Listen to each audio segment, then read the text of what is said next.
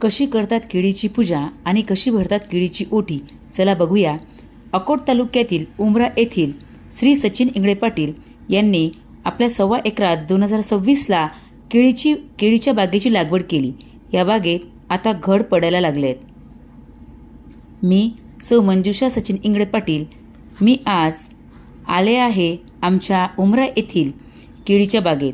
आज आम्ही सपत्नीक सपरिवार आमच्या केळीच्या बागेतील केळीच्या झाडाची खोडभरणी केली आहे. खोडभरणी म्हणजेच तिची ओटी भरली आहे.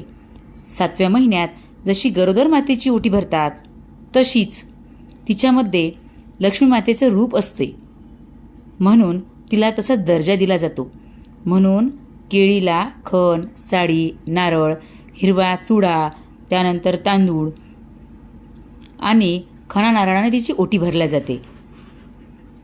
कुठल्याही झाडाला फळधारणा होते तेव्हा शेतकऱ्यांच्या दृष्टीने ही महत्त्वाची बाब असते.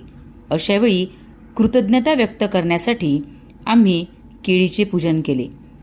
बघा, जेव्हा आपण एखाद्या झाडाविषयी, एखाद्या व्यक्तीविषयी कृतज्ञता व्यक्त करतो तेव्हाच आपल्याला आत्मिक समाधान सुख लाभते.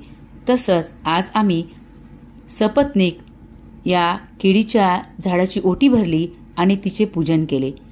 एक कृतज्ञता व्यक्त केली आणि खरोखरच आम्हाला खूप समाधान वाटलं. ज्याप्रमाणे आपण गरोदर मातेचा सोहळा साजरा करतो त्याचप्रमाणे आम्ही आमच्या केळीच्या बागेत आज हा सोहळा डोळ्यांनी पाहिला आणि साजरा केला.